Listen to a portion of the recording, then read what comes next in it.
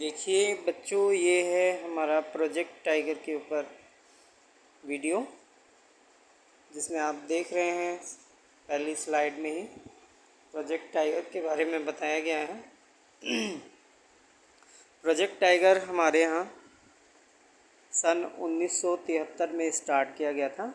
आखिर बच्चों ये प्रोजेक्ट टाइगर है क्या, इसके बारे में देखते हैं। अगली स्लाइड में इसके बारे में बताया गया है। प्रोजेक्ट टाइगर परियोजना क्या है, इसके बारे में एक छोटी सी डेफिनेशन भी लिखी गई है।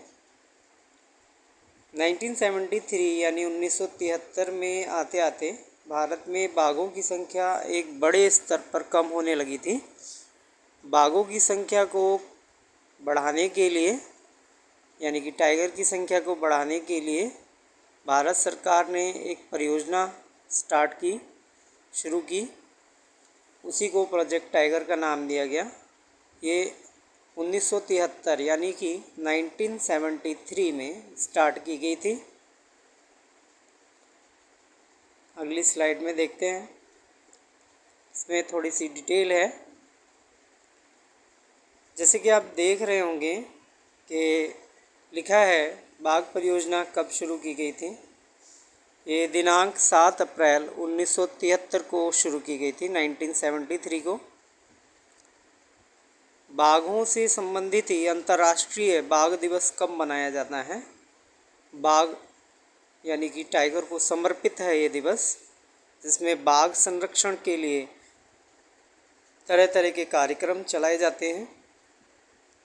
तो ये अंतर्राष्ट्रीय बाघ दिवस 29 जुलाई को मनाया जाता है। वहीं पे बात आती है कि टाइगर मैन ऑफ इंडिया के नाम से कौन फेमस है। तो ये टाइगर मैन ऑफ इंडिया के नाम से फेमस हैं कैलाश जी। अभी वर्तमान में बाघों की संख्या कितनी है देश में, यानी कि भारत की बात हो रही है।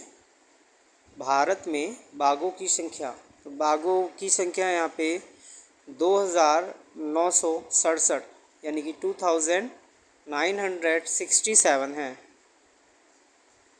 टाइगर राज्य के नाम से कौन सा भारत का राज्य प्रसिद्ध है। तो टाइगर राज्य के नाम से मध्य प्रदेश प्रसिद्ध है।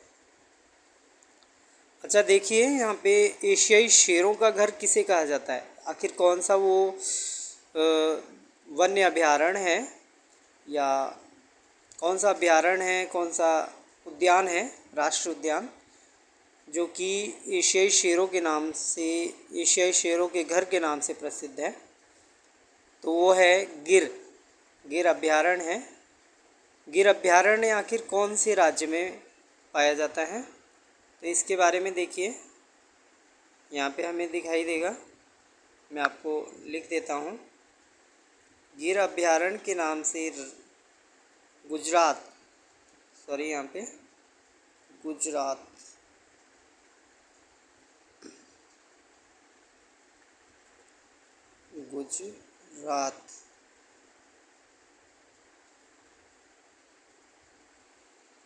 है। गुजरात राज्य में ये गिर अभयारण्य पाया जाता है, जहाँ पे हमें एशियाई शेर देखने को मिलते हैं बड़ी संख्या में।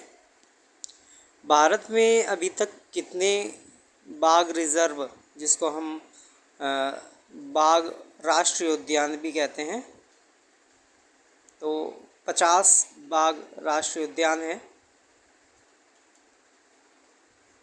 चलिए बच्चों, अगले स्लाइड में आते हैं। यहाँ पे कुछ राज्यों का जिक्र है। इसमें आप देख सकते हैं राजस्थान में कुछ बाघ परियोजना के तहत राष्ट्रीय उद्यान बनाए गए थे। उत्तराखंड में भी हैं, महाराष्ट्र में भी हैं, पश्चिम बंगाल में भी हैं, और तेलंगाना में, केरल में, उधर अरुणाचल प्रदेश में भी हैं। ये प्रसिद्ध बाघ संरक्षित क्षेत्र हैं, जहाँ पे बाघों को संरक्षित किया जाता है और यहाँ पे बाघों की रिप्रोडक्शन किया जाता है।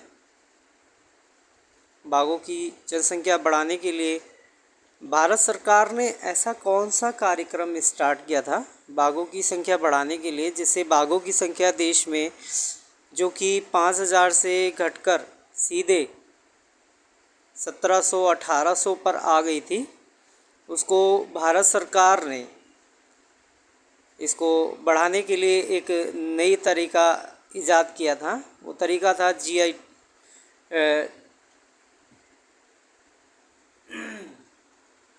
वो तरीका क्या था? वो तरीका था कि इनके गले में जीपीएस लगा दिया जाता था, जिससे इनकी ट्रैकिंग करना आसान हो गया था, जिससे इनका बचाव भी आसान हो गया था, क्योंकि ये शिकार के माध्यम से इनका शिकार बड़े स्तर पर होने लगा था, जिसके कारण से इनकी संख्या एकदम घट गई थी। भारत सरकार ने जीपीएस लगाकर इनके गले में पट्टे में और इनको जंगलों में छोड़ दिया गया था, राष्ट्रीय उद्यानों में। उससे इनका बचाव हुआ और निरंतर इनकी संख्या भी बढ़ी है। आप देख सकते हैं सबसे ज़्यादा बाघ संरक्षित क्षेत्र महाराष्ट्र में देखने को मिलते हैं। प्रसिद्ध बाघ संरक्षित क्षेत्र के रूप में देखा जाए तो पश्चिम बंगाल भी है, सुंदरबन, बुक्सा। राजस्थान में भी है। तो ये सारे क्षेत्र हैं जहाँ पे बाघ परियोजना के तहत बाघों को संरक्षित किया जा रहा है। तो देखा आपने बच्चों, प्रोजेक्ट टाइगर यानी कि बाघ परियोजना जो 1973 में शुरू की गई थी, आज अपने अच्छे स्तर पर है और बाघों की संख्या आज भारत में विश्व में सबसे ज़्यादा है।